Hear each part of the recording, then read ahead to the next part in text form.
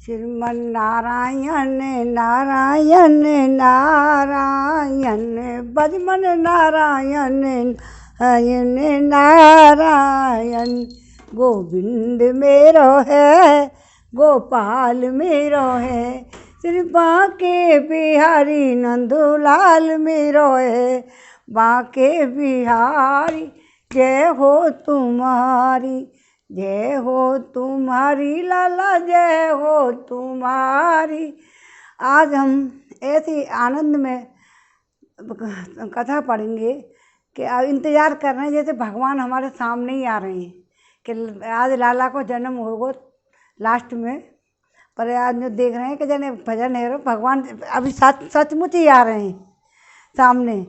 श्रीमद् भागवत महापुराण 10वें स्कंद में आज पहले अध्याय में भगवान के द्वारा पृथ्वी को आश्वासन देना कि हम जल्दी आएंगे, और वसुदेव और देवकी का विवाह भी है इस पहले अध्याय में।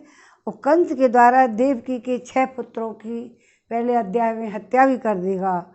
और दूसरा अध्याय भी पढ़ेंगे। दूसरे अध्याय में भगवान का गर्भ में प्रवेश और देवताओं द्वारा गर्भ स्तुति। तीसरे अध्याय में भगवान श्री कृष्ण का प्राकट्य। अब आप सुनिए। भगवान के द्वारा पृथ्वी को आश्वासन देकर वसुदेव देवकी का विवाह और कंस के द्वारा देवकी के 6 पुत्रों की हत्या। राजा परीक्षित ने पूछा, भगवान आपने जब चंद्रवंश और सूर्यवंश के विस्तार और दोनों वंशों के राजाओं का अत्यंत अद्भुत चरित्र वर्णन किया, भगवान के परम प्रेमी मुनिवर आपने स्वभाव से ही धर्म प्रेमी यदुवंश का भी विशद वर्णन कर दिया। अब आप कृपा करके उसी वंश में अपने अंश श्री बलराम जी के साथ अवतीर्ण हुए भगवान श्री कृष्ण के परम पवित्र चरित्र भी हमें सुनाइए।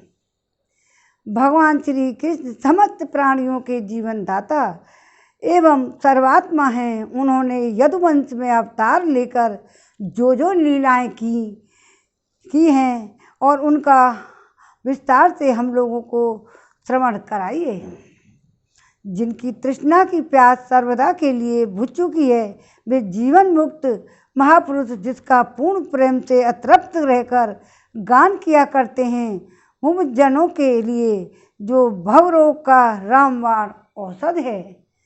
श्री कृष्ण तो ऐसा लगता है आज भी विराजमान है सचमुच। तभी हम अपने बाल बच्चों में छोटे कृष्ण कन्हैया में अपने कृष्ण के ही दर्शन किया करते हैं। मुमुक्ष जनों के लिए भवरोग का रामबाण औषध है तथा विषयी लोगों के लिए भी उनके कान और मन को परम आनंद देने वाला है। तो भगवान के श्री कृष्ण चंद्र के ऐसे सुंदर सुखद रसीले गुणानुवाद से पशुघाती अथवा आत्मघाती मनुष्य के अतिरिक्त और ऐसा कौन है जो विमुख हो जाए, उससे प्रीति न करें। श्री कृष्ण तो मेरे कुल देव ही हैं। जब कुरुक्षेत्र में महाभारत युद्ध हो रहा था और देवताओं को भी जीत लेने वाले भीष्म पितामह आदि रथियों से मेरे दादा पांडवों का युद्ध हो रहा था, उस समय कौरवों की सेना उनके लिए अपार समुद्र के समान थी, जिसमें भीष्म आदि वीर बड़े बड़े मच्छों को भी निगल जाने तिमिंगल मच्छों की तरह भांति भय उत्पन्न कर रहे थे। परंतु मेरे स्वनाम धन्य पितामह भगवान श्री कृष्ण के चरण कमलों की नौका का आश्रय लेकर उस समुद्र की अनायासी पार कैसे कर गए। ठीक वैसे ही जैसे कोई मार्ग में चलता हुआ स्वभाव से ही बछड़े के खुर को गंगा पार कर जाए। महाराज, मेरा यह शरीर जो आपके सामने है तथा जो कौरव और पांडव दोनों ही वंशों का एकमात्र सहारा था, अश्वत्थामा के ब्रह्मास्त्र से जल चुका था। उस समय मेरी माता जब भगवान की शरण में गईं, तब उन्होंने हाथ में चक्र लेकर हाथ में चक्र लेकर मेरी माता के घर में प्रवेश किया और मेरी रक्षा की। केवल मेरी ही बात नहीं, वे समस्त शरीरधारियों के भीतर आत्मा स्वरूप में, आत्मा में रहते हैं। हर एक मनुष्य के आत्मा में रहकर अमृत तत्व का दान कर रहे हैं और बाहर काल रूप में रहकर मृत्यु का मनुष्य के रूप में प्रतीत होना, यह तो उनकी एक लीला है। आप उन्हीं के ऐश्वर्य और माधुर्य से परिपूर्ण लीलाओं का वर्णन कीजिए। भगवान, आपने अभी बतलाया था कि बलराम जी रोहिणी के पुत्र थे।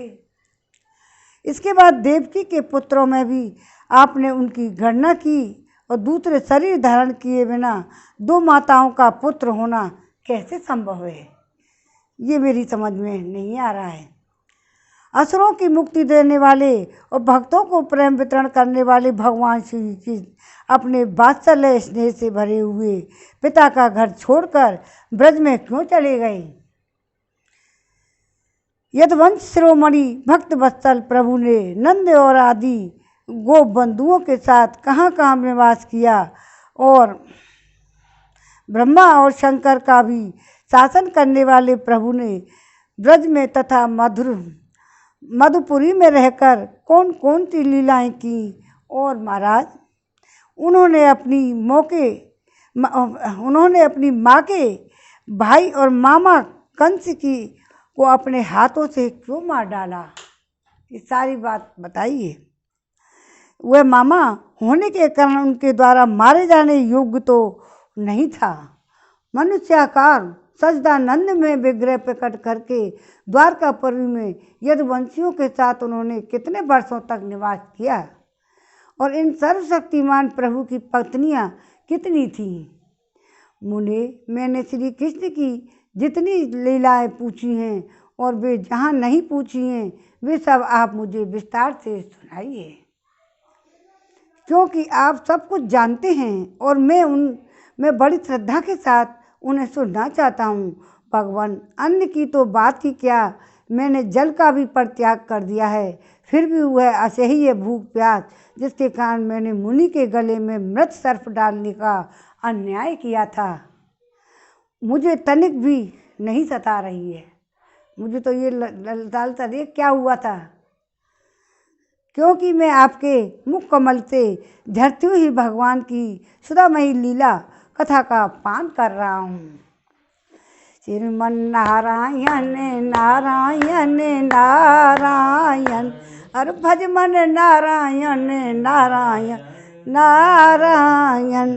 ये नारायण भगवान कैसे जब पृथ्वी पर आए और लल्ला के कह के पकड़वाया, उन्होंने कृष्ण लीलाएं की। अब ये वर्णन आगे आप सुनेंगे। सूत जी कहते हैं, शौनक जी, भगवान के प्रेमियों में अग्रगण्य एवं सर्वज्ञ सुखदेव जी महाराज ने परीक्षित का ऐसा समीचीन प्रश्न सुनकर, जो संतों की सभा में भगवान की लीला के वर्णन का हेतु हुआ करता है, उनका अभिनंदन किया और भगवान श्री कृष्ण की उन लीलाओं का वर्णन प्रारंभ किया जो समस्त कली मलों को सदा के लिए धो डालती है।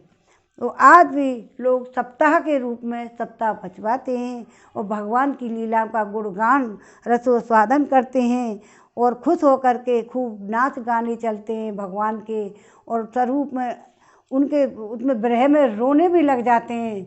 और ऐसी ऐसी कथाएं आएंगी। श्री सुखदेव जी ने कहा, भगवान के लीला रस के रसिक राजऋषि, तुमने जो कुछ प्रश्न किया है वह बहुत ही सुंदर और आदरणीय है, क्योंकि सबके हृदय आराध्य श्री कृष्ण की लीला कथा श्रवण करने में तुम्हें सहज ही सुदृढ़ प्रीति प्राप्त हो गई है। भगवान श्री कृष्ण की कथा के संबंध में प्रश्न करने से ही वक्ता, प्रश्नकर्ता और श्रोता तीनों ही पवित्र हो जाते हैं। प्रश्नकर्ता धरता और सुनता है और सुनाता है, तीनों ही पवित्र हो जाते हैं। जैसे गंगा जी का जल या भगवान शालिग्राम जी का चरणामृत सभी को पवित्र कर देता है। परीक्षित, उस समय लाखों दैत्यों के दल ने घमंडी राजाओं का रूप धारण कर अपने भारी भार से पृथ्वी को आक्रांत कर रखा था। उससे त्राण पाने के लिए वह ब्रह्मा जी की शरण में गई। धरती माता पृथ्वी उस समय गऊ का रूप धारण कर रखा था। उसके आंखों में आंसू बह बह कर मुंह पर आ रहे थे। उसका अनमिल मन तो खिन्न था ही, शरीर भी बहुत क्रस हो गया था। वह बड़े करुण स्वर से रम्भा रही थी। ब्रह्मा जी के पास जाकर उसने उन्हें अपनी पूरी कष्ट कहानी सुनाई। ब्रह्मा जी ने बड़ी सहानुभूति के साथ उसकी दुख गाथा सुनी। उसके बाद वे भगवान शंकर, स्वर्ग के अनन्य प्रमुख देवता तथा गौ के रूप में आई हुई पृथ्वी को अपने साथ लेकर क्षीर सागर तट पर गए। भगवान देवताओं के भी आराध्य देव हैं। वे अपने भक्तों की समस्त अभिलाषाएं पूरी करते हैं, उनके समस्त कलेशों को नष्ट कर देते हैं। वे ही जगत के एकमात्र स्वामी हैं। क्षीर सागर के तट पर पहुंचकर ब्रह्मा आदि देवताओं ने पुरुष सूक्त के द्वारा उन्हीं परम पुरुष सर्वहंत अंतर्यामी प्रभु की वो स्तुति करने लगे। स्तुति करते करते ब्रह्मा जी समाधि स्थित हो गए। उन्होंने समाधि अवस्था में आकाशवाणी सुनी। इसके बाद जगत के निर्माण करता ब्रह्मा जी ने देवताओं से कहा, देवताओं, मुनि भगवान की वाणी सुनी है, तुम लोग भी उसे मेरे द्वारा अभी सुन लो और फिर वैसा ही करो। उसके पालन में विलंब नहीं होना चाहिए। भगवान की पृथ्वी के कष्ट का पहले से ही पता है। भगवान को पृथ्वी के कष्ट का पहले से ही पता था। वे ईश्वर के भी ईश्वर हैं, अतः अपनी काय शक्ति के द्वारा पृथ्वी का हरण करते हुए वे जब तक पृथ्वी पर लीला करें तब तक तुम लोग भी अपने अपने अंशों के साथ यदुकुल में जन्म लेकर उनकी लीला में सहयोग दो। माँ यह जन्म लिया उन्होंने देवता वे कृष्ण की थी न राधा, गोपियाँ बन बन के ऋषि मुनि आए थे वहाँ। यदुकुल में जन्म लेकर अपनी लीला में सहयोग करो। वसुदेव जी के घर स्वयं पुरुषोत्तम भगवान प्रकट होंगे। वसुदेव जी के घर स्वयं पुरुषोत्तम भगवान प्रकट होंगे। उनकी और उनकी प्रियतमा श्री राधा की सेवा के लिए देवांगनाएं जन्म ग्रहण करें। स्वयं प्रकाश भगवान शेष भी जो भगवान की कला होने के कारण अनंत हैं, अनंत का अंश भी अनंत हो जाता है और उनके सहस्त्र मुख हैं। भगवान के प्रिय कार्य करने के लिए उनसे पहले ही उनके बड़े भाई के रूप में अवतार ग्रहण करेंगे। बलराम जी भगवान की यह ऐश्वर्य में ऐश्वर्यशाली योग माया भी उसने सारे जगत को मोहित कर रखा है, जो उनकी आज्ञा से उनकी लीला के कार्य संपन्न करने के लिए अंश रूप में अवतार ग्रहण करेंगी। श्री सुखदेव जी कहते हैं, परीक्षित, प्रजापतियों के स्वामी भगवान ब्रह्मा जी ने देवताओं की इस प्रकार आज्ञा दी और पृथ्वी को समझा बुझाकर और ढाढ़स बनाया। इसके बाद वे अपने परम धाम को चले गए। प्राचीन काल में यदुवंशी राजा थे सूरसेन। वो मथुरापुरी में रहकर माथुर मंडल और सूरसेन मंडल का राज शासन करते थे। उसी समय से मथुरा ही समस्त यदुवंशी नरपतियों की राजधानी हो गई थी। भगवान श्री हरि सर्वदा वहाँ विराजमान रहते थे और रहते हैं, आज भी रहते हैं। एक बार मथुरा में सूर के पुत्र वसुदेव जी विवाह करके अपनी नवविवाहिता पत्नी देवकी के साथ घर जाने के लिए रथ पर सवार हुए। उग्रसेन का लड़का था कंस। उसने अपनी चचेरी बहन देवकी को प्रसन्न करने के लिए उसके रथ पर घोड़ों की रास पकड़ ली। वह स्वयं ही रथ हाँकने लगा, यद्यपि उसके साथ सैकड़ों सोने के बने हुए रथ चल रहे थे। देवकी के पिता थे देवक। अपनी पुत्री पर उनका बड़ा प्रेम था। कन्या को विदा करते समय उन्होंने उसे सोने के हारों से अलंकृत 400 हाथी, 15,000 घोड़े, 1800 रथ तथा सुंदर सुंदर वस्त्राभूषणों से विभूषित 200 सुकुमारी दासियां दहेज में दी थी। विदाई के समय वर वधू के मंगल के लिए एक ही साथ शंख, तुरई, मृदंग और दुंदुभियां बजने लगीं। मार्ग में जिस समय घोड़ों की रथ पकड़कर कंस रथ हाँक रहा था, उस समय आकाशवाणी, ब्रेक लग गया। आकाशवाणी ने उसे संबोधन करके कहा, अरे मूर्ख, जिसको तू रथ में बैठा कर लिए जा रहा है, उसकी 8वें गर्भ की संतान तुझे मार डालेगी। भगवान की इच्छा ही ऐसी होती है। जब नहीं तो वे अपने आप आकाशवाणी भी नहीं करवाते कि इनको उसको मालूम पड़े। तो यहाँ के हाथ, जो भगवान के हाथों, फिर वो राक्षस कैसे मरते, कैसे पता लगता राक्षसों को? यानी धीरे धीरे भेज भेज के सब राक्षसों का नाश करवा लिया ना। ऐसे जब राक्षस मरे नहीं, ऐसे राक्षस मरते ही नहीं। तो उसको तू रथ में बैठा कर लिए जा रहा है, उसकी 8वें गर्भ की संतान तुझे मार डालेगी। कंस बड़ा पापी था, उसकी दुष्टता की सीमा नहीं थी। वह भोज वंश का कलंकी था। आकाशवाणी सुनते ही उसने तलवार खींच ली और अपनी बहन को चोटी पकड़ कर उसे मारने के लिए तैयार करता। जिस बहन को इतना प्यार कर रहा था और प्यार से पहुंचाने ले जा रहा था रथ हाँक के, और उसको अपनी जान कैसी प्यारी होती है। वह अत्यंत क्रूर था तो था ही, पाप कर्म करते करते निर्लज्ज भी हो गया था। उसका यह काम देखकर महात्मा वासुदेव जी उसको शांत करते हुए बोले। वासुदेव जी ने कहा, राजकुमार, आप भोज वंश के होनहार वंशधर तथा अपने कुल की कीर्ति बढ़ाने वाले हैं। बड़े बड़े शूरवीर आपके गुणों की सराहना करते हैं। इधर यह तो एक तो स्त्री, दूसरी आपकी बहन है और तीसरे विवाह का शुभ अवसर है। ऐसी स्थिति में आप इसे कैसे मार सकते हैं? वीरवर, जो जन्म लेते हैं उनके शरीर के साथ ही मृत्यु भी उत्पन्न होती ही है। आज हो या 100 वर्ष बाद, जो प्राणी उसकी मृत्यु होगी ही।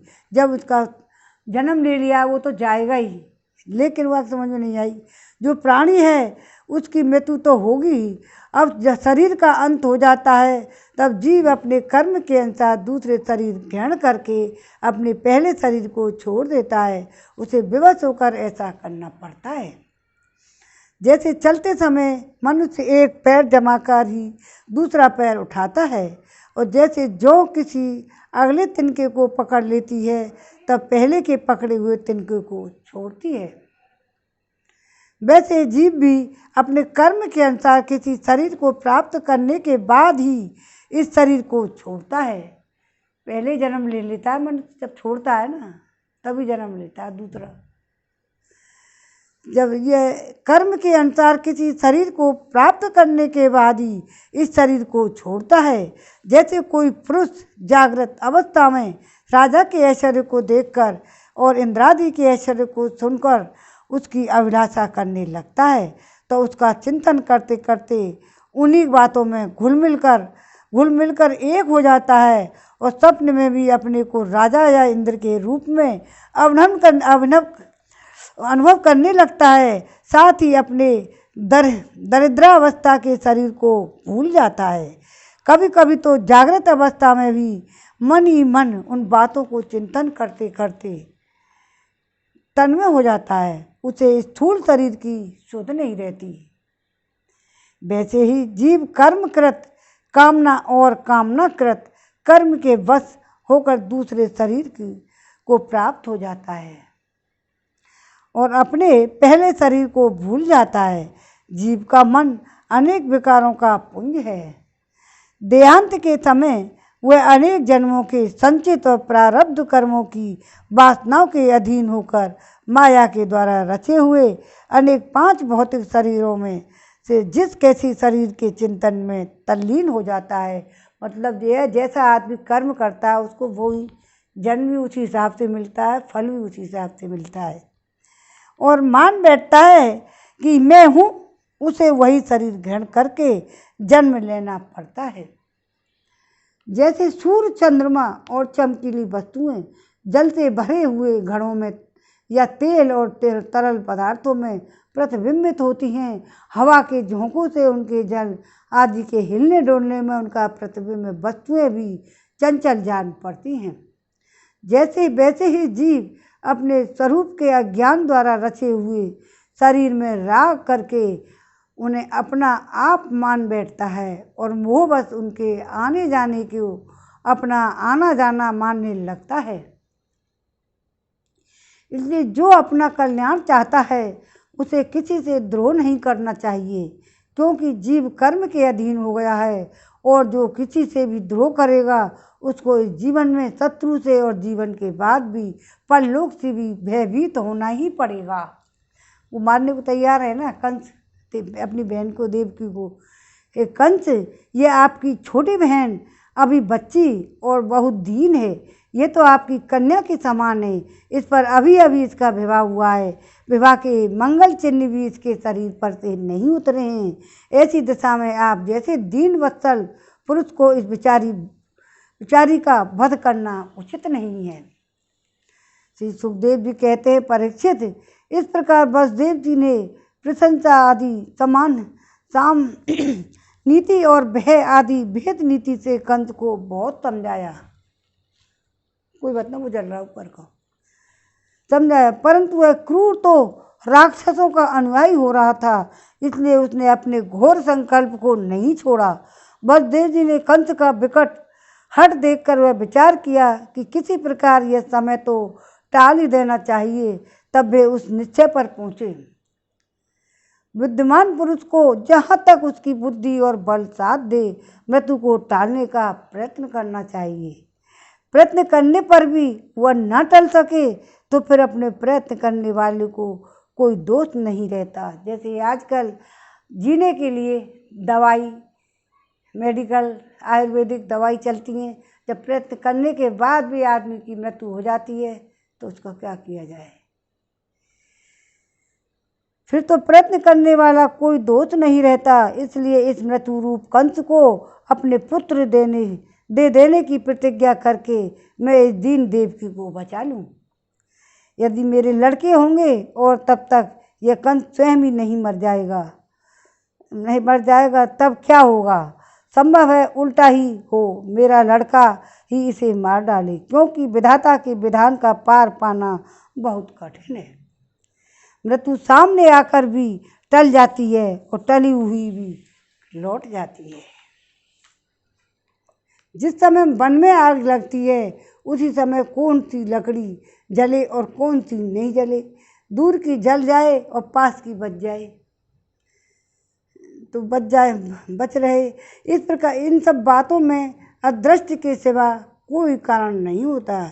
वैसे ही किस प्राणी का कौन सा शरीर बना रहेगा, किस हेतु कौन सा शरीर नष्ट हो जाएगा, इस बात का पता लगा लेना बहुत ही कठिन है।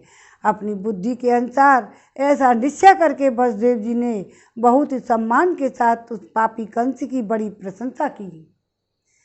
परीक्षित, कंस बड़ा क्रूर और निर्लज्ज था, अतः ऐसा करते समय वसुदेव जी के मन में बड़ी पीड़ा हो रही थी। और बाकी बड़ाई करने में दिक्कत आवे, कोई राक्षस हो और बाकी बड़ाई और करें। अब कहते हैं ना, अपने मतलब को गधा भी बाप बनाना पड़े। फिर भी उन्होंने ऊपर से अपने मुख कमल को प्रफुल्लित करके हंसते हुए कहा। वसुदेव जी ने कहा, सौम्य, आपको देवकी से कोई भय है नहीं, जैसा कि आकाशवाणी ने कहा है वह है पुत्रों से, सो इसके पुत्र मैं आपको लाकर सौंप दूंगा। सुखदेव जी कहते हैं, परीक्षित, कंस जानता था कि वसुदेव जी के वचन झूठे नहीं होते। इन्होंने जो कुछ कहा है वह युक्ति संगत भी कहा है, इसलिए उसने अपनी बहन देवकी को मारने का विचार छोड़ दिया। इससे वसुदेव जी बहुत प्रसन्न हुए और उसकी प्रशंसा करके अपने घर चलाए। देवकी बड़ी साथी साध्वी थी, सारे देवता उसके शरीर में निवास करते थे।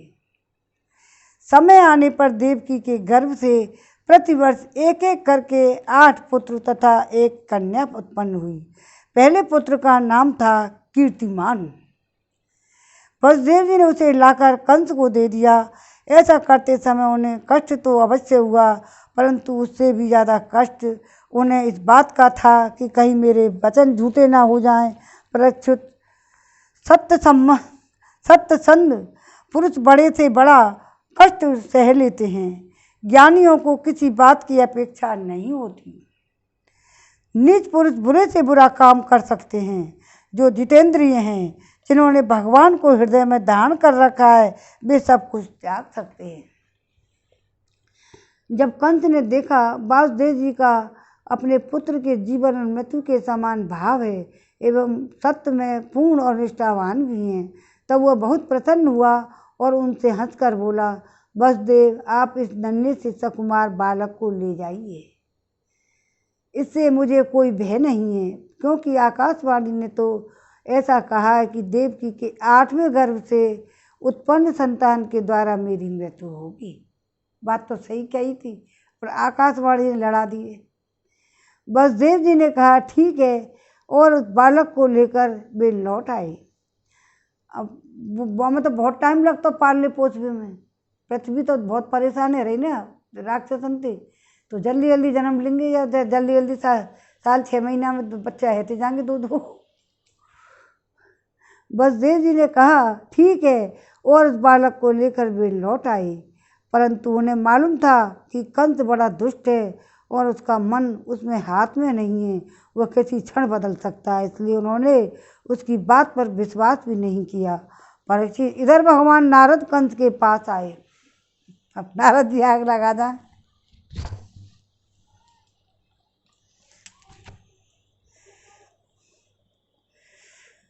परीक्षित, इधर भगवान नारद कंस के पास आए और उससे बोले, कंस, ब्रज में रहने वाले नंद आदि गोप, उनकी स्त्रियां वसुदेव आदि वृषवंशी यादव, देवकी आदि यदुवंश की स्त्रियां और नंद वसुदेव दोनों के सजातीय बंधु बांधव और सगे संबंधी सबके सब देवता हैं। कहते ये सभी देवता हैं। तो जो इस समय तुम्हारी सेवा कर रहे हैं वो भी देवता ही हैं। उन्होंने यह भी बतलाया कि दैत्यों के कारण पृथ्वी का भार बढ़ गया है, इसलिए देवताओं की ओर से अब उनकी वध की तैयारी की जा रही है। नारद जी तो पूरी आग लगा गए। तैयारी की जा रही है। जब देव ऋषि नारद इतना कहकर चले गए, तब कंस को यह निश्चय हो गया, यदुवंशी देवता है और देवकी के गर्भ से विष्णु भगवान ने ही मुझे मारने के लिए पैदा होने वाले हैं। इसलिए उसने देवकी और वासुदेव को हथकड़ी बेड़ी से जकड़कर कैद में डाल दिया और उन दोनों से जो जो पुत्र पैदा होते गए मारता गया। उसे हर बार यह शंका बनी रहती, कहीं विष्णु ही उसके बालक के रूप में ना आ जा हो। परीक्षित, पृथ्वी में यह बात प्राय देखी जाती है कि अपने प्राणों का ही शोषण करने वाले लोभी राजा अपने स्वार्थ के लिए माता पिता, भाई बंधु और अपने अत्यंत हितैषी इष्ट मित्रों की भी हत्या कर डालते हैं। वो काम कंस ने किया है। कंस जानता था कि मैं पहले काल नेम असुर था, विष्णु ने मुझे मार डाला था, इससे उसने यदुवंशियों ने से घोर विरोध ठान लिया है। कंस बड़ा बलवान था, उसने यदु, भोज और अंधक वंश के अधिनायक अपने पिता अग्रसेन को भी कैद में डाल दिया और सूरसेन देश का राज स्वयं करने लगा।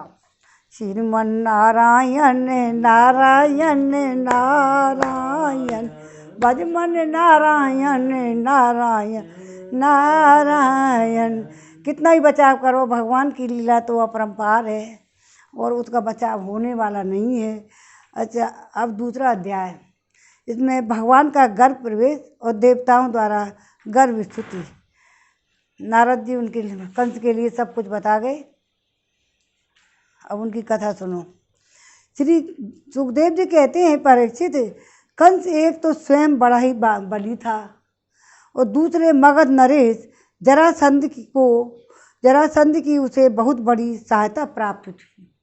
जरासंध अभी आप बताया ना, जरा नाम की, तो जल इकट्ठे करके नहीं, दोनों उनको अलग अलग करके चार डाल दिए थे ना, वो एक हो गए, उसने जरासंध हो गया। जरासंध उसे बड़ी सहायता की। तीसरे उसके साथी थे प्रलम्बासुर, बकासुर, चाणूर, तड़ाव्रत, अघासुर, मुष्टिक, अरिष्टासुर, दुविध, पूतना, केशी और धेनु तथा बाणासुर और भौमासुर आदि बहुत से दैत्य राजा उसके सहायक थे। बाणासुर भी उसके सामने रहा था। इनको साथ लेकर वह यदुवंशियों को नष्ट करने लगा। वे लोग भयभीत होकर कुरु, पांचाल, केकई, साल, विदर्भ, निषद, विदेह और कौशल आदि देशों में जा बसे। जो कुछ ऊपर से उसके मन के अनुसार काम करते हुए उसकी सेवा में लगे रहे। जब कंस ने एक एक करके देवताओं के 6 बालक मार डाले, तब देवकी के 7वें गर्भ में भगवान के अंश स्वरूप श्री शेष जी, जिन्हें अनंत भी कहते हैं, पधारे। आनंद स्वरूप शेष जी के घर में आने के कारण देवकी को स्वाभाविक ही हर्ष हुआ, परंतु कंस शायद इसे भी मार डाले, इस भय से उनका शोक भी बढ़ गया। विश्वात्मा भगवान ने देखा, मुझे ही अपना स्वामी और सर्वस्व मानने वाले यदुवंशी कंस के द्वारा बहुत ही सताए जा रहे हैं। तब उन्होंने अपनी योग माया को यह आदेश दिया कि देवी कल्याणी, तुम ब्रज में जाओ। यह प्रदेश ग्वालों और गौओं से सुशोभित है। वह नंद बाबा के गोकुल में वसुदेव की पत्नी रोहिणी निवास करती है। उनकी और भी पत्नियां कंस से डरकर गुप्त स्थानों में रह रही हैं। जब वसुदेव को कैद डाल दिया तो जगह जगह रह रही पत्नी तो कई। तो इस समय मेरा अंश, जिसे शेष कहते हैं, देवकी के उदर में गर्भ रूप से स्थित है। उसे वहां से निकालकर तुम रोहिणी के पेट में डाल दो, पेट में रख दो। और हे कल्याणी, अब मैं अपने समस्त ज्ञान, बल आदि अंशों के साथ देवकी का पुत्र बनूंगा और तुम नंद बाबा की पत्नी यशोदा के गर्भ से जन्म लेना। योग माया देना, तुम लोगों को मुंह मांगे वरदान देने में समर्थ होगी। मनुष्य तुम्हें अपनी समस्त अभिलाषाओं को पूर्ण करने वाली जानकर धूप, दीप, नैवेद्य एवं अन्य प्रकार से सामग्री से तुम्हारी पूजा करेंगे। पृथ्वी में लोग तुम्हारे लिए बहुत से स्थान बनाएंगे और दुर्गा, भद्रकाली, विजया, वैष्णवी, कुमुदा, चंडिका, कृष्णा, माधवी, कन्या, माया, नारायणी, ईशानी, शारदा और अंबिका आदि बहुत से नामों से पुकारेंगे योग माया को। देवकी के गर्भ से खींचे आ जाने के कारण शेष जी को लोग संसार में संकर्षण कहते हैं। संकर्षण बलराम जी को कहते हैं कि उनमें से उनका जो है ना, कहते हैं ना आजकल क्या है, बच्चा अधूरा रह जाए ना, तो बाई की कह रहे हैं संकर्षण, तो उनमें से निकाल गर्भपात हो जाता है ना, उसको कहते हैं संकर्षण। संसार में संकर्षण, तो वहाँ से निकाल करके वहाँ ले गए थे, वहाँ गर्भपात बता दिया। संकर्षण कहेंगे। लोक रंजन करने के कारण राम कहेंगे और बलवानों में श्रेष्ठ ना होने के कारण बलभद्र भी कहेंगे। जब भगवान ने इस प्रकार आदेश दिया, तब योग माया ने जो आज्ञा ऐसा कहकर उनकी बात शिरोधार्य की और परिक्रमा करके वे पृथ्वी लोक में चली गईं और भगवान ने जैसा कहा था वैसा ही किया। जब योग माया ने देवकी का गर्भ ले जाकर रोहिणी के उदर में रख दिया, तब पूर्ववासी बड़े दुख के साथ आपस में कहने लगे, हाय बेचारी, देवकी के 6 तो मार दिए। तो लोग वाक जो कहने लगे 6 तो वाकई मार दिए कंस ने और 7 में गर्भपात हो गया। अब बाकी एक संतान ना बची। देवकी का गर्भ तो नष्ट हो ही गया। भगवान भक्तों को अभय करने वाले हैं, वे सर्वत्र सब रूप में हैं। उन्हें कहीं जाना आना नहीं है, इसलिए वे वसुदेव जी के मन में अपनी समस्त कलाओं के साथ प्रकट हो गई। उसमें विद्यमान रहने पर भी अपने को अव्यक्त व्यक्त कर दिया। भगवान की ज्योति को धारण करने के कारण वसुदेव जी सूर्य के समान तेजस्वी हो गए। उन्हें देखकर लोगों की आंखें चुंधिया जाती हैं। कोई भी अपने बल, वाणी और प्रभाव से उन्हें दबा नहीं सकता था। भगवान के उस ज्योतिर्मय अंश को जो जगत का परम कल्याण मंगल करने वाला है, वसुदेव जी के द्वारा आधान किए जाने पर देवी देवकी ने ग्रहण किया, जैसे पूर्व दिशा चंद्रदेव की धारण करती है, वैसे ही शुद्ध सत्य से संपन्न देवी देवकी ने विशुद्ध मन से सर्वात्मा एवं आप स्वरूप भगवान को धारण किया। भगवान सारे जगत के निवास स्थान है। देवकी उनका भी निवास स्थान बन गई। देवकी की उनका भी निवास स्थान बन गई, परंतु घड़े आदि के भीतर बंद किए हुए दीपक का और अपनी विद्या दूसरे को न देने वाले ज्ञान खल की श्रेष्ठ विद्या का प्रकाश जैसे चारों ओर नहीं फैलता, वैसे ही कंस के कारागार में बंद देवकी की भी उतनी शोभा नहीं हुई कि अंदर थी ना, नहीं हुई। देवकी के गर्भ से भगवान विराजमान हो गए। उनके मुख पर पवित्र मुस्कान थी और उसके शरीर की कांति से बंदी गृह जगमगाने लगा था। जब कंस ने उसे देखा तब वह मन ही मन कहने लगा, अब की बार मेरे प्राणों के ग्राहक विष्णु ने इसके घर में अवश्य ही प्रवेश किया है, क्योंकि इसके पहले देवकी कभी ऐसी न थी। अब इस विषय में शीघ्र से शीघ्र मुझे क्या करना चाहिए? देवकी को मानना तो ठीक न होगा, क्योंकि वीर पुरुष स्वार्थवश अपने पराक्रम को कलंकित नहीं किया करते। एक तो यह स्त्री है, दूसरी बहन है, तीसरी गर्भवती है। इसको मारने से तो तत्काल मेरी कीर्ति और लक्ष्मी और मेरी आयु भी नष्ट हो जाएगी। वह मनुष्य तो जीवित रहने पर भी मरा हुआ ही है, जो अत्यंत क्रूरता का व्यवहार करता है। उसकी मृत्यु के बाद लोग उसे गाली देते हैं कि भीरू निकला, बच्चा ही मार, पेट में ही मार दी स्त्री। इतना ही नहीं, हुए देहाभिमानियों के योग घोर नरक में जो अत्यंत अवश्य जाता है। यदि कंस देवकी को मार सकता था, किंतु स्वयं ही वह अत्यंत क्रूरता के विचार से निवृत्त हो गया और अब भगवान के प्रति दृढ़ बैर का भाव मन में गांठ बांधकर उनके जन्म की प्रतीक्षा करने लगा। वह उठते बैठते, खाते पीते, सोते जगते, चलते फिरते सर्वदा श्री कृष्ण के चिंतन में ही लगा रहता था। आदमी जो कहते हैं ना भगवान उनका भी उद्धार करता है, उनका उद्धार इसलिए करता है कि उनके मन में तो भगवान कृष्ण बसे वही, वो मारेंगे, मैं मारूंगा, वो मारे, कौन पराक्रम करे, देखो मुझ कितना बल है। तो दिनों रात भगवान कृष्ण ही कृष्ण दिखे हुए चिंतन में लगा रहता था, और जहाँ उसकी आँख फटती वहाँ कुछ खड़का होता, वहाँ श्री कृष्ण दिख जाते। इस प्रकार उसे सारा जगत ही कृष्ण में दिखने लगा। और भगवान शंकर और ब्रह्मा जी कंस के कैद खाने में आए। उनके साथ अपने अनुचरों सहित समस्त देवता और नारदादि ऋषि भी थे। वे लोग सुमधुर वचनों से सबकी अभिलाषा पूर्ण करने वाले श्री हरि की इस प्रकार स्तुति करने लगे।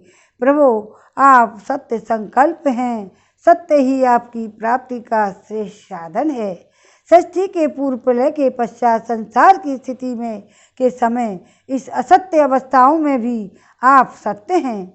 पृथ्वी, जल, तेज, वायु और आकाश, इस 5 दृश्यमान सत्यों के आप ही कारण हैं और उनमें अंतर्यामी रूप से विराजमान भी हैं। आप इस दृश्यमान जगत के परमार्थ स्वरूप हैं। आप ही मधुर वाणी समदर्शन के प्रवर्तक हैं। भगवान, आप तो बस सत्य स्वरूप ही हैं। हम सब आपकी शरण में आए हैं। यह संसार क्या है? एक सनातन वृक्ष। इस वृक्ष का आश्रय है एक प्रकृति। इसके 2 फल हैं, सुख और दुख। 3 जड़ें हैं, सत्व, रज और तम। 4 रस हैं। 2 फल हैं, सुख और दुख। 3 जड़ें हैं, सत्व, रज और तम। 4 रस हैं, धर्म अर्थ काम मोक्ष। इसके जानने के 5 प्रकार हैं। स्रोत, त्वचा, नेत्र, रसना, नासिका। इनके तो जैसे त्वचा पर जो करेंगे तो मालूम पड़ जाए ना, जो जीभ से खाएंगे जो खट्टा मीठा मालूम पड़ जाए। तो ये क्या है? रस। स्रोत, त्वचा, नेत्र, रसना और नासिका, इसके 6 स्वभाव हैं। पैदा होना, रहना और बढ़ना, बदलना, घटना और नष्ट हो जाना, खत्म हो जाना। तो इस प्रकार वृक्ष की छाल है 7। वृक्ष की छाल हैं 7 धातुएं हैं। रस, रुधिर, ये क्या है? धातु कौन सी है? रस, रुधिर, मांस, मेद, अस्थि, मज्जा और सुख, ये सब शरीर में ही है। मनुष्य के शरीर में सब कुछ है। आत्मा, परमात्मा सब कुछ शरीर में ही है। 8 दशा शाखाएं हैं। 5 महाभूत, तो 7 धातुएं रस हो गई, 8 शाखाएं, 5 महाभूत, मन, बुद्धि और अहंकार। क्या है ये? 5 महाभूत, 5 शाखाएं या 8 शाखाएं। तो 5 महाभूत, मन, बुद्धि और अहंकार। इसमें मुख आदि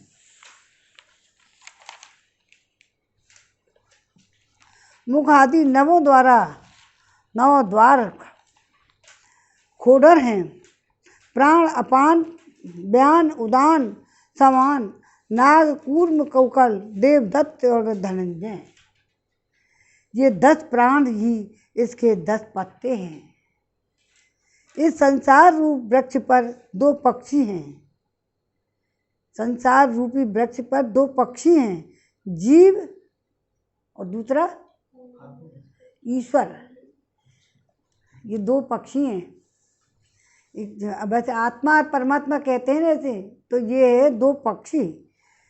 तो 2 पक्षी हैं, जीव और ईश्वर, नर और नारायण। इस संसार रूप वृक्ष की उत्पत्ति के आधार एकमात्र आप ही हैं। आप में ही इसका प्रलय होता है। आपके ही अनुग्रह से इसकी रक्षा भी होती है। ये देवता आए हुए हैं भगवान देवकी के पास, जेल में, कैद में, कंस की कैद में। ब्रह्मा, विष्णु, महेश। ब्रह्मा जी, विष्णु जी तो पेट में है ही है। रक्षा भी होती है। जिनका चित्त आपकी माया से आवृत हो रहा है, इस सत्य को समझने की शक्ति खो बैठा है, वे ही उत्पत्ति, स्थिति, प्रलय करने वाले ब्रह्मादि देवताओं को अनेक देखते हैं। तत्वज्ञानी पुरुष तो सबके रूप में केवल आपका ही दर्शन करते हैं। आप ज्ञान स्वरूप आत्मा हैं। चराचर जगत के कल्याण के लिए ही अनेकों रूप धारण किया करते हैं। आपके वे रूप विशुद्ध, अप्राकृत और सत्वमय होते हैं, और जो संत पुरुषों को बहुत सुख देते हैं, साथ ही दुष्टों को उनकी दुष्टता का दंड भी देते हैं। उनके लिए अमंगल में भी होते हैं, और कमल के समान कोमल अनुग्रह भरे नेत्र वाले हे प्रभु, कुछ बिरले लोग ही आपके समस्त पदार्थों प्राणियों के आश्रय स्वरूप रूप में पूर्ण एकाग्र से अपना चित्त लगा पाते हैं, और आपके चरण कमल रूपी जहाज का आश्रय लेकर संसार सागर को बछड़े के खुर के गड्ढे के समान अनायास ही पार कर जाते हैं। क्यों न हो अब तक के संतों ने इसी जहाज में संसार सागर को पार दो किया है। परम प्रकाशमान स्वरूप परमात्मा आपके भक्तजन सारे जगत के निष्कपट प्रेमी सच्चे हितैषी होते हैं। वे स्वयं तो इस भयंकर कष्ट से पार करने योग्य संसार सागर को पार कर ही जाते हैं, किंतु औरों के कल्याण के लिए भी वे आपके चरण कमलों को नौका स्थापित कर जाते हैं। वास्तव में सत्पुरुषों पर आपकी महान कृपा है। उनके लिए आप अनुग्रह स्वरूप ही हैं, बार बार जन्म लेते हैं। कमल नयन, जो लोग आपके चरण कमलों की शरण नहीं लेते तथा आपके प्रति भक्ति भाव नहीं रखते, भक्ति भाव से रहित होने के कारण जिनकी बुद्धि शुद्ध नहीं है, वे अपने को झूठ मूठ मुक्त मानते हैं। वास्तव में तो वे बुद्धू ही हैं। वे यदि ये बड़ी तपस्या और साधना का कष्ट उठाकर किसी प्रकार ऊंचे ऊंचे से पद पर भी पहुंच जाएं तो भी वहां से नीचे ही गिर जाते हैं। परंतु भगवान, जो आपके अपने निज जन हैं, जिन्होंने आपके चरणों में अपनी सच्ची प्रीति जोड़ रखी है, वे कभी उन ज्ञान अभिमानियों की भांति अपने साधन मार्ग से गिरते नहीं। हे प्रभु, बड़े बड़े विघ्न डालने वालों की सेना में सरदारों के सिर पर पैर रखकर निर्भय विचरते हैं। कोई भी विघ्न उनके मार्ग में रुकावट नहीं डाल सकते, क्योंकि उनके रक्षक जो आप हैं, श्रीमन नारायण नारायण नारायण, भजमन नारायण नारायण नारायण। गोविंद मेरो है, अरे गोपाल मेरो है, कृपा के बिहारी नंदलाल मेरो है। बाके बिहारी जय हो तुम्हारी। अब आप संसार की स्थिति के लिए समस्त देवदारियों को परम कल्याण प्रदान करने वाले विशुद्ध भगवान, विशुद्ध सत्वम सच्चिदानंद स्वरूप परम दिव्य मंगल विग्रह प्रकट करते हैं। उस रूप में प्रकट होने से ही आपके भक्त वेद कर्म कांड अष्टांग योग तपस्या और समाधि के द्वारा आपकी आराधना करते हैं। बिना किसी आश्रय के वे किसकी आराधना करेंगे? आप सबके विधाता हैं। यदि आपका यह विशुद्ध सत्व में निज स्वरूप ना हो तो अज्ञान उसके द्वारा होने वाले भेदभाव को नष्ट करने वाला अपरोक्ष ज्ञान ही किसी को ना हो। जगत में दिखने वाले 3 गुण आपके हैं और आपके द्वारा ही प्रकाशित होते हैं, यह सत्य है। परंतु इन गुणों की प्रकाशक वृत्तियों से आपके स्वरूप का केवल अनुमान ही होता है, वास्तविक स्वरूप का साक्षात्कार नहीं होता। आपके स्वरूप का साक्षात्कार तो आपके इस विशुद्ध सत्व में स्वरूप की सेवा करने पर आपकी कृपा से ही होता है। वास्तविक स्वरूप का साक्षात्कार नहीं होता। आपके स्वरूप का साक्षात्कार तो आपके इस विशुद्ध सत्व में स्वरूप की सेवा करने पर आपकी कृपा से होता है। भगवान, मन और वेद वाणी आपके द्वारा वाणी के द्वारा केवल आपके स्वरूप का अनुमान मात्र होता है, क्योंकि आप उनके द्वारा दृश्य नहीं हैं, उनके साक्षी हैं। इसलिए आपके गुण, जन्म और कर्म आदि के द्वारा आपके नाम और रूप का निरूपण नहीं किया जा सकता। फिर भी प्रभु, आपके भक्तजन उपासना आदि क्रिया योगों के द्वारा आपका साक्षात्कार तो करते ही हैं। जो पुरुष आपके मंगलमय नामों और रूपों का श्रवण, कीर्तन, स्मरण और ध्यान करता है, आपके चरण कमलों की सेवा में ही अपना चित्त लगाए रहता है, उसे फिर जन्म मृत्यु का संसार के चक्र में नहीं जाना पड़ता। संपूर्ण दुखों के हरने वाले भगवान, आप सर्वेश्वर हैं। पृथ्वी तो आपका चरण कमल है। आपके अवतार से इसका भार दूर हो गया।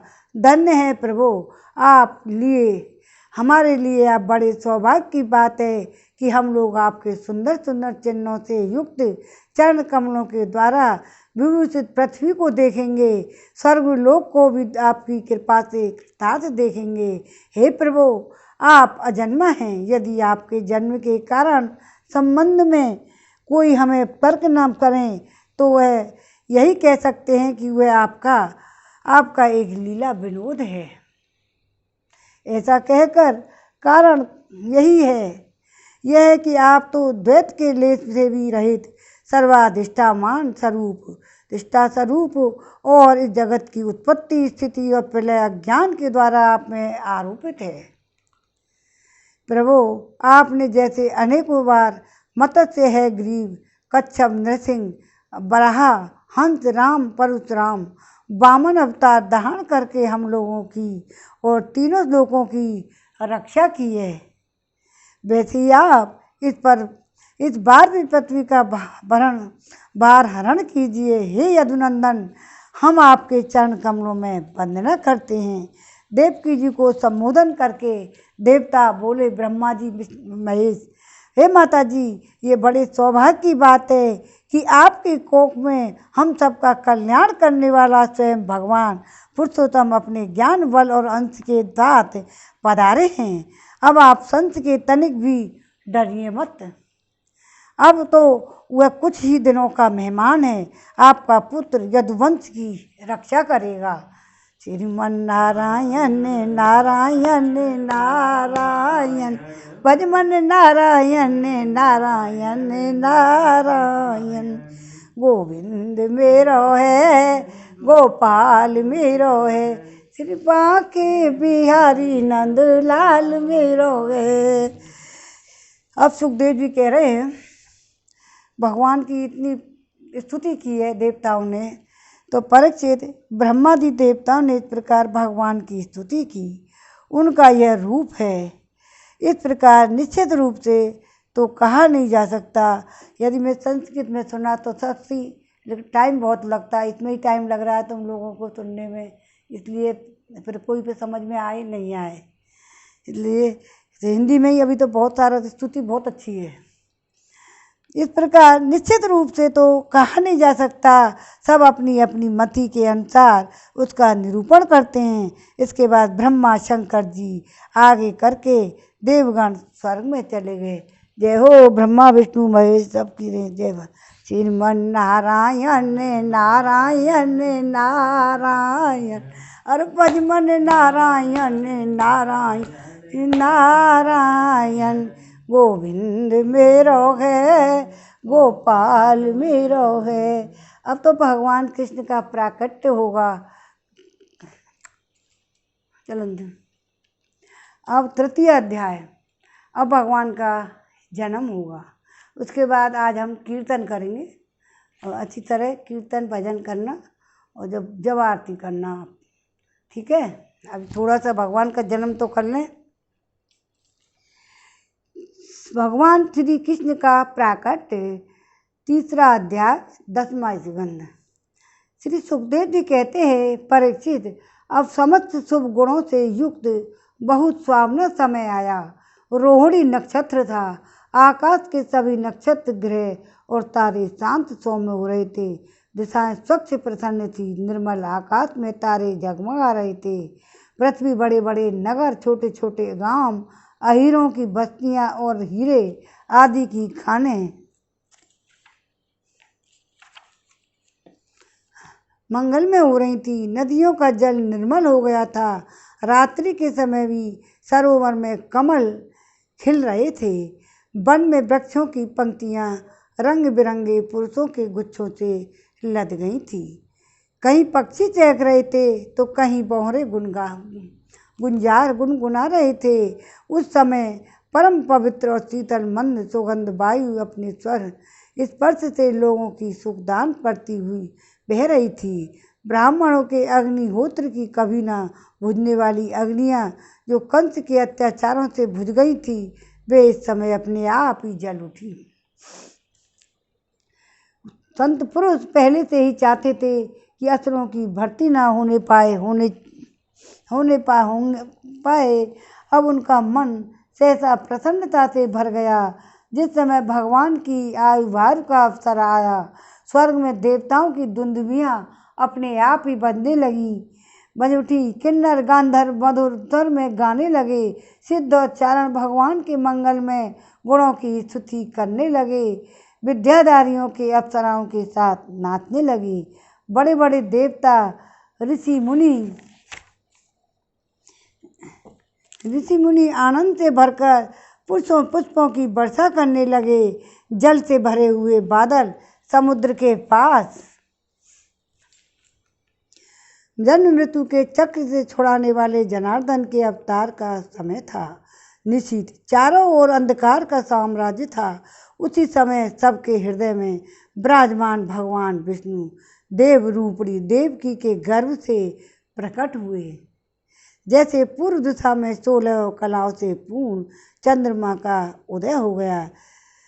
श्रीमन नारायण नारायण नारायण भजमन नारायण नारायण नारायण गोविंद मेरो है गोपाल मेरो है श्री बांके बिहारी नंद लाल मेरो है।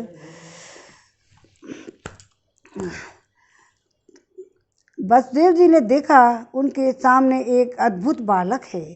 उसके नेत्र कमल के समान कोमल और विशाल हैं। 4 सुंदर हाथों में शंख गदा चक्र और कमल लिए हुए हैं।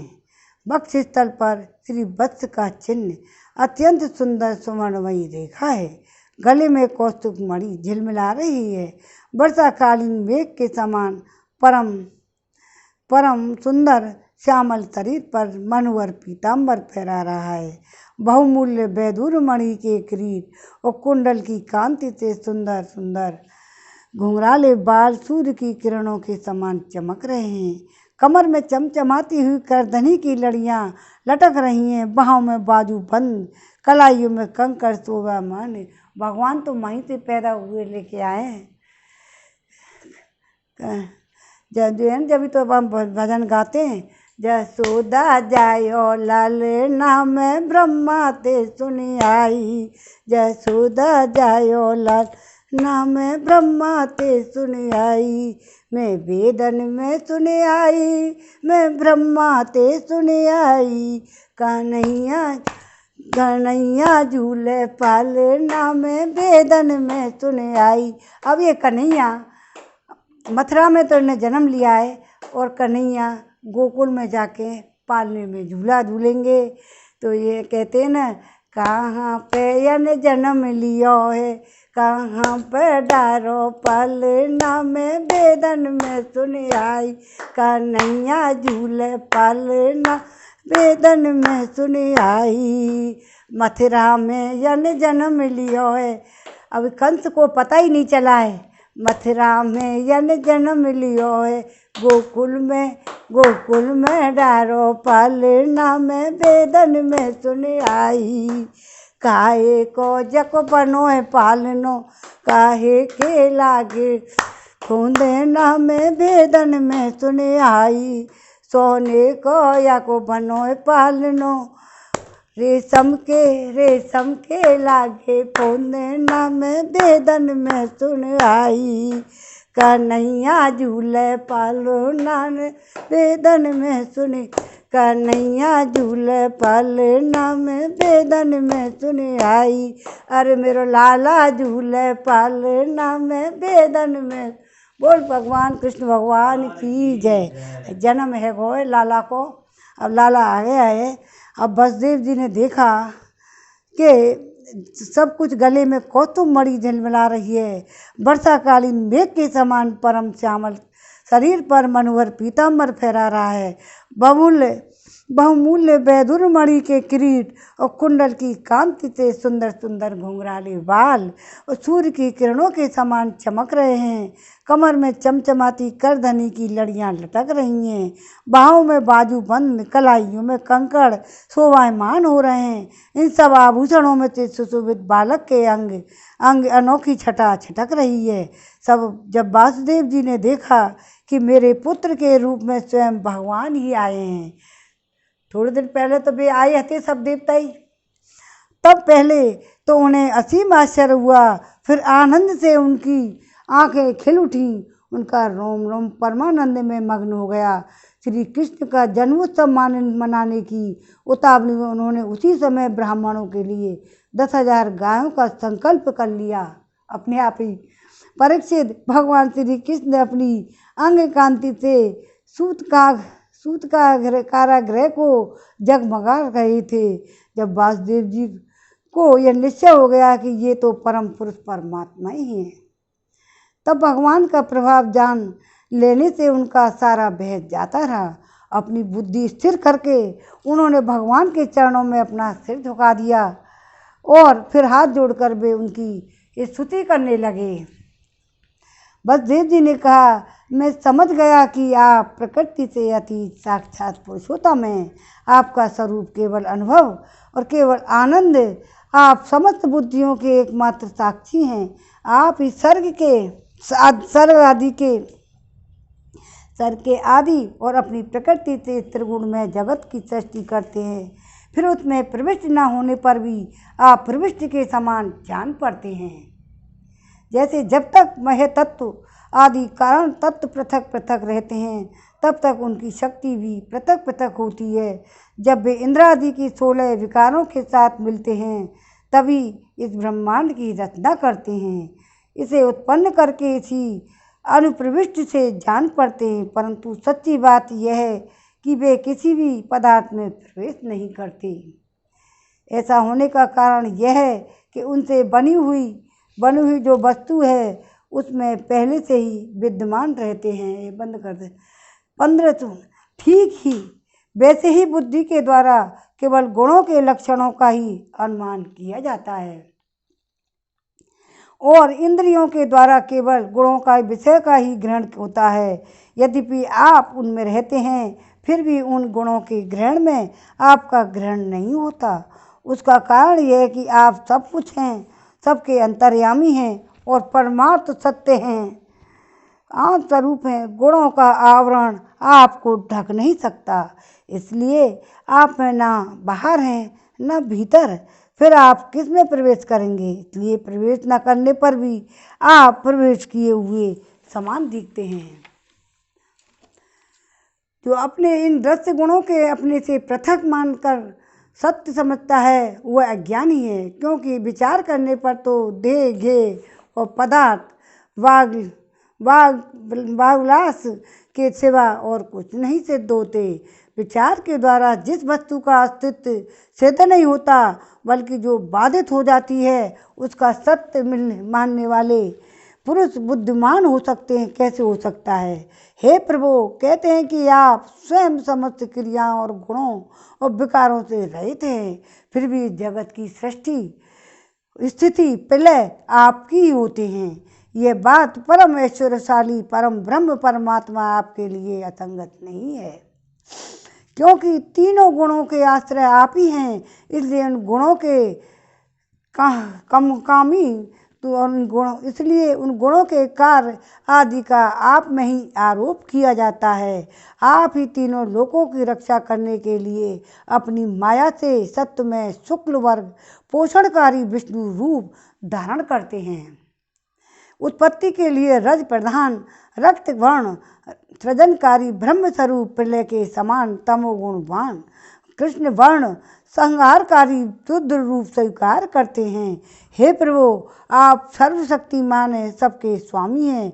इस संसार की रक्षा के लिए ही आपने मेरे घर अवतार लिया है। कितना खुश रहे होंगे बसदेव जी। आजकल कोट असुर सेनापतियों ने राजा का नाम धारण कर रखा है, अपने अधीन बड़ी बड़ी सेनाएं कर रखी हैं।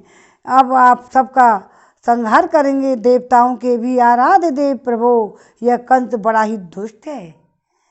इसे जब मालूम हुआ कि आपका अवतार हमारे घर में होने वाला है, तब उसने आपके भय से आपके बड़े भाइयों को मार डाला है।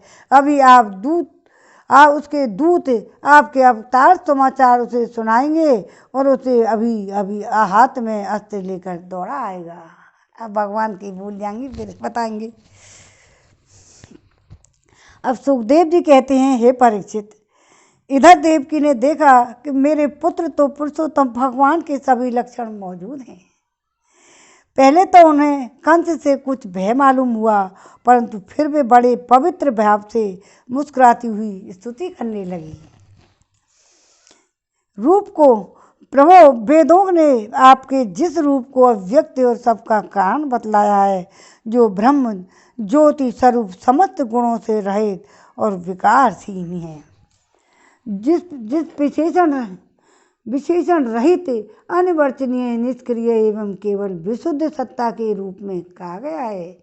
वही बुद्धि आदि के प्रकाशक विष्णु आप स्वयं हैं।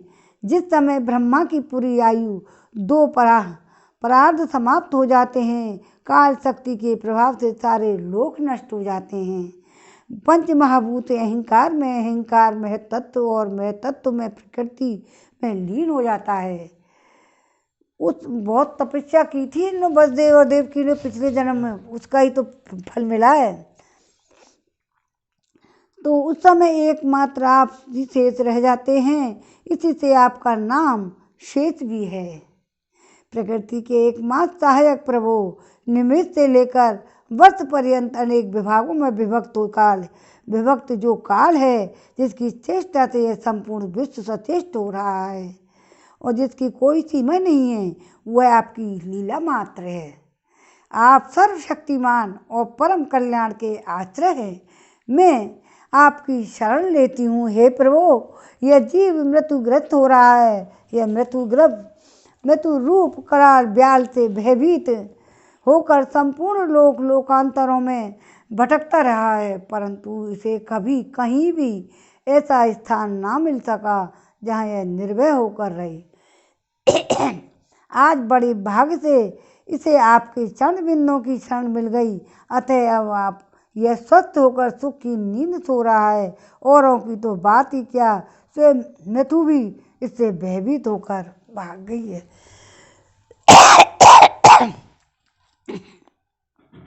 प्रभु, आप हैं भक्त बिहारी और हम लोग इस दुष्ट कंस से बहुत ही भयभीत हैं।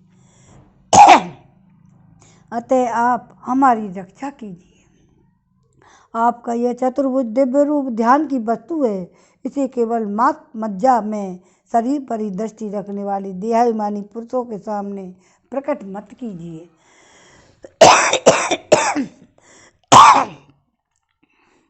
मधुसूदन, इस पापी कंस को यह बात मालूम ना हो। बंद करो।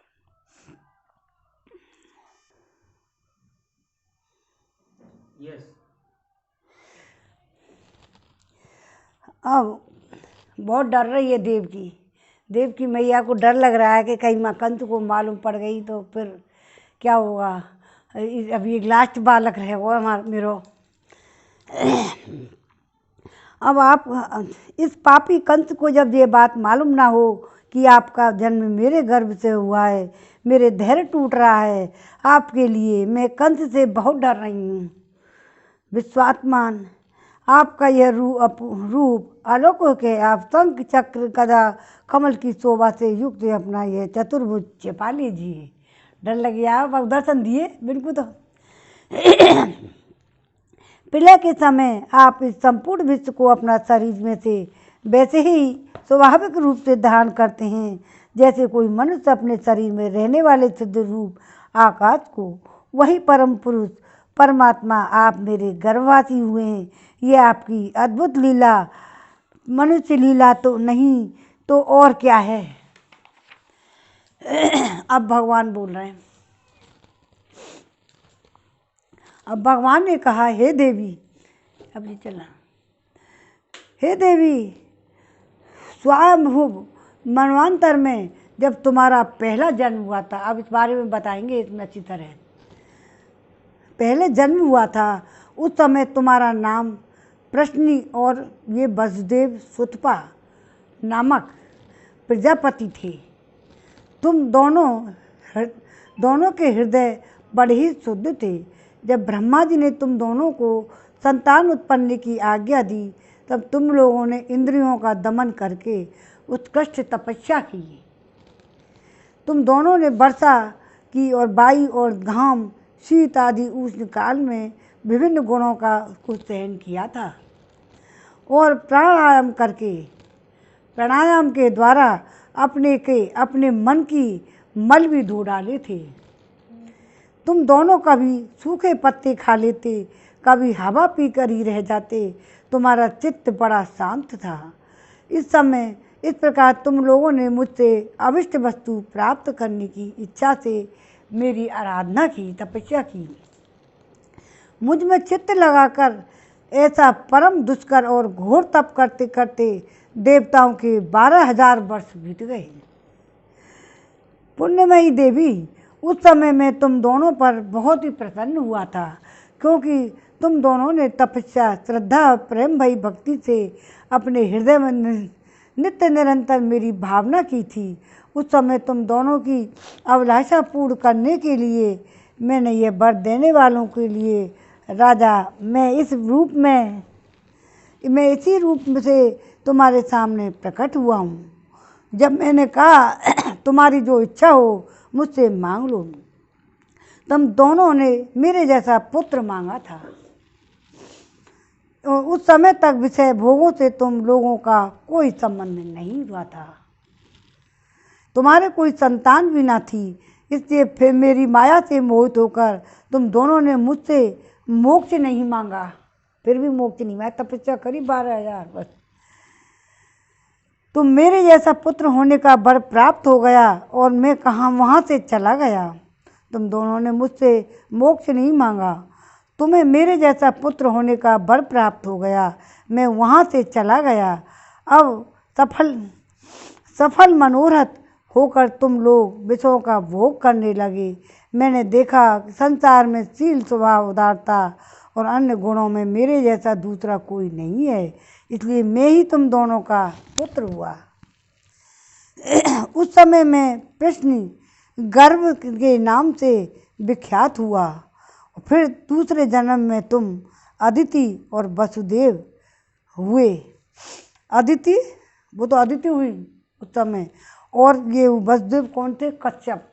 ये भी आ गए, अदिति और कश्यप ऋषि, जो कितनी साधना बताई ना अदिति के लिए। तो अदिति और वसुदेव हुए कश्यप। उस समय भी मैं तुम्हारा पुत्र हुआ था। मेरा नाम था उपेंद्र। शरीर छोटा होने के कारण लोग मुझे वामन भी कहते हैं, जो वामन अवतार उपेंद्र रूप धारण किया। जब भी तब खूब 12 दिन तक तपस्या करी ना अदिति ने। सती देव की, तुम्हारे इस तीसरे जन्म में भी मैं उसी रूप में तुम्हारा पुत्र हुआ हूँ। मेरी वाणी सर्वदा सत्य होती है।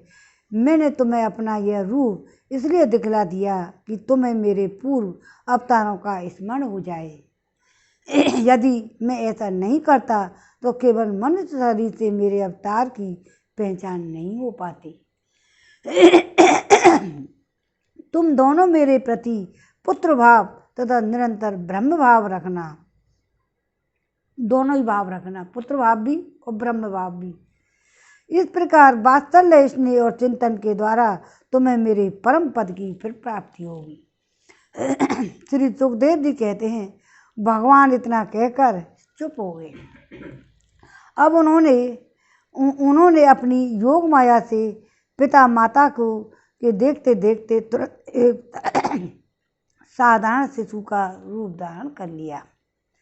तब वसुदेव जी ने भगवान की प्रेरणा से अपने पुत्र को लेकर सूतिकागृह से बाहर निकलने की इच्छा की। उसी समय नंद पत्नी यशोदा के गर्भ से उस योग माया का जन्म हुआ, जो भगवान की शक्ति होने के कारण उनके समान ही जन्म रहित है। उसे योग माया ने द्वारपाल और प्रवासियों के समस्त इंद्रिय वृत्तियों को चेतना हर ली।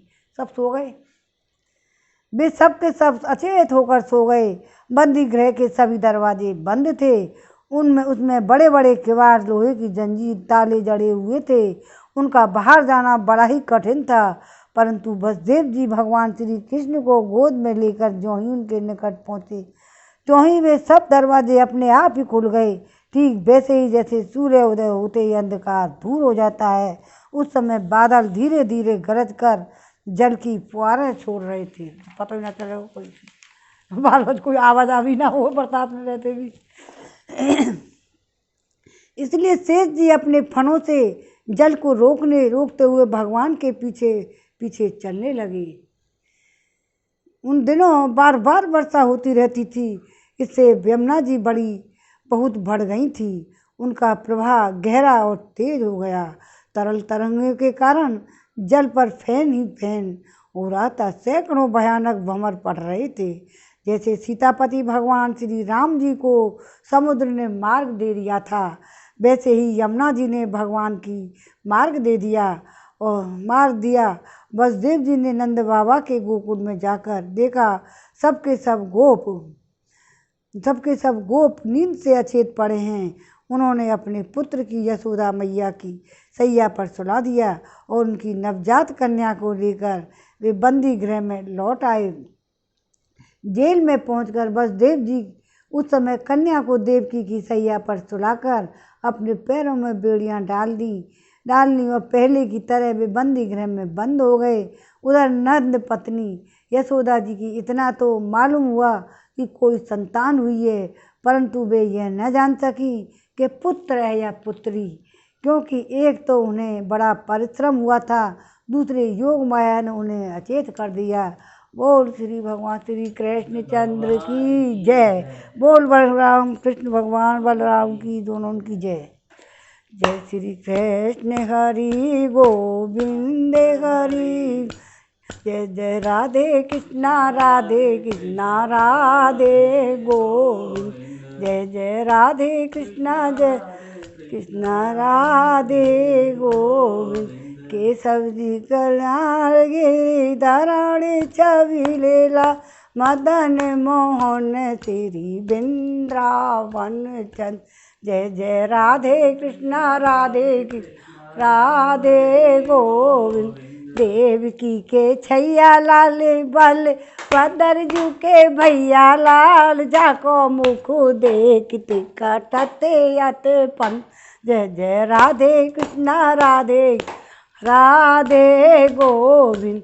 ब्रजपति ब्रज राज सुरन के सारे का, मुरलीधरण नैना देखते आनंद, जय जय राधे कृष्णा राधे गोविंद।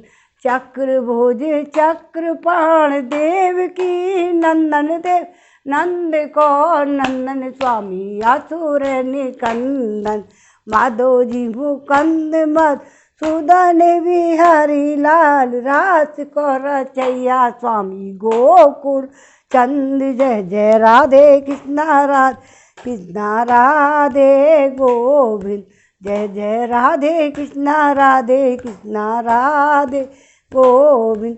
राधिका रमण प्रभु यशोदा जी के नंदन, हरि यसे गाम स्वामी परिमानंद, जय जय हे कृष्णा राधे गोविंद, जय जय राधे कृष्णा राधे गोविंद। ललिता विशाला हरि मंजली आनंद, जय जय राधे कृष्णा राधे गोविंद।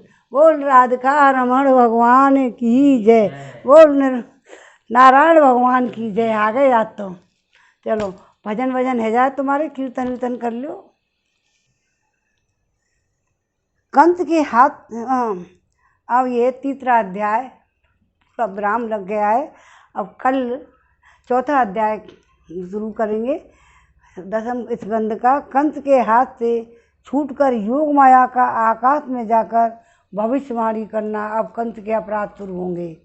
अब आप कल पढ़ेंगे। अब कीर्तन करवा लो थोड़ा सा।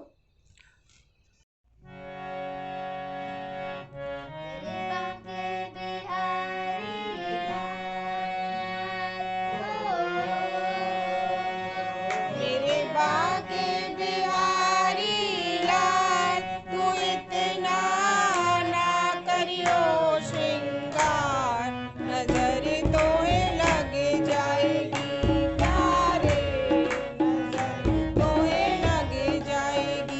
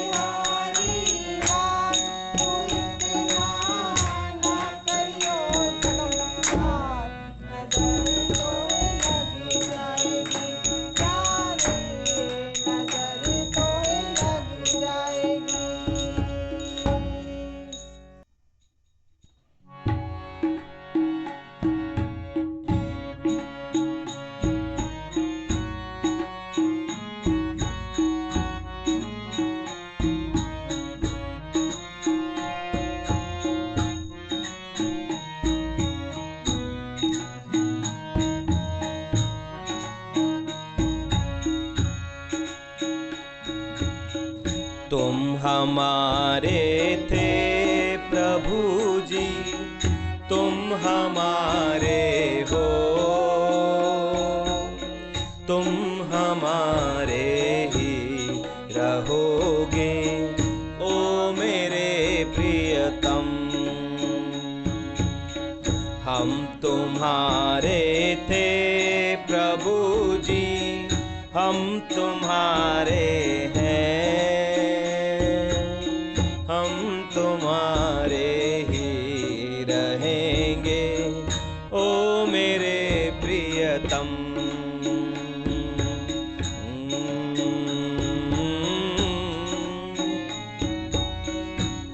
हमारे हो,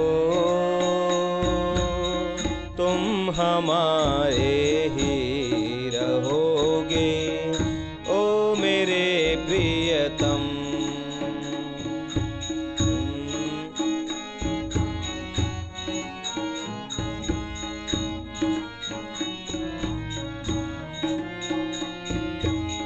तुम्हें छोड़ सुन नंद दुलारे, कोई न मीत हमारो, किसके द्वारे जाए पुकारूं, और न कोई सहारो।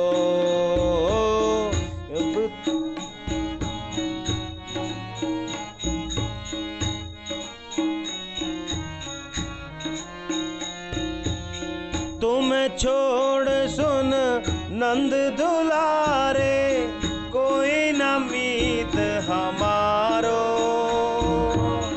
किसके द्वारे जाए पुकारूं, कोई न और सहारो। अब तो आके बाह पकड़ लो ओ मेरे प्रियतम। तुम हमारे थे प्रभु जी, तुम हमारे हो, तुम हमारे ही रहोगे ओ मेरे प्रियतम।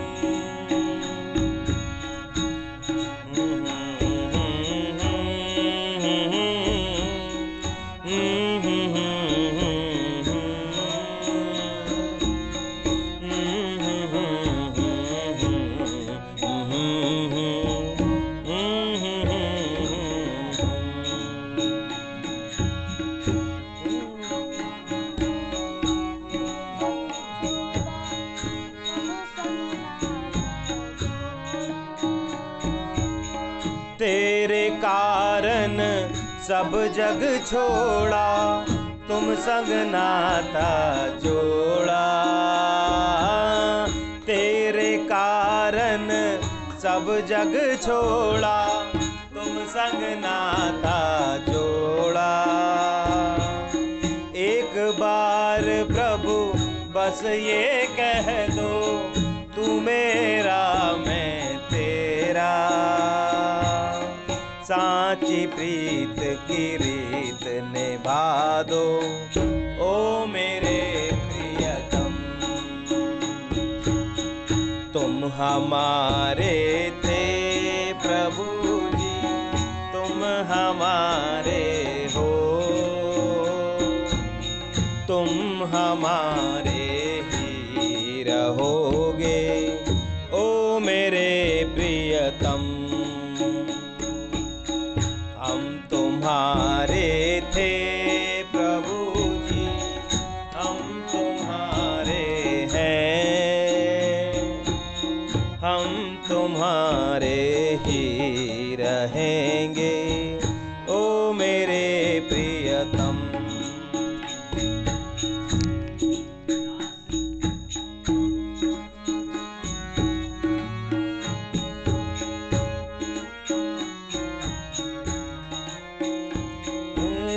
दास की ये विनती सुन लीजो ओ ब्रज राज दुलारे। आखिरी आस यही जीवन की पूरन करना प्यारे।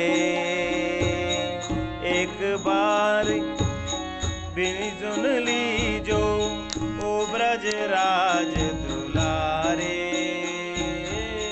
आखिरी आस यही जीवन की पूर्ण करना प्यारे। एक बार हृदय से लगा लो ओ मेरे प्रियतम। हम तुम्हारे थे प्रभु जी, हम तुम्हारे हैं, हम तुम्हारे ही रहेंगे ओ मेरे प्रियतम। तुम हमारे थे प्रभु जी, तुम हमारे हो, तुम हमारे ही रहोगे ओ मेरे प्रियतम।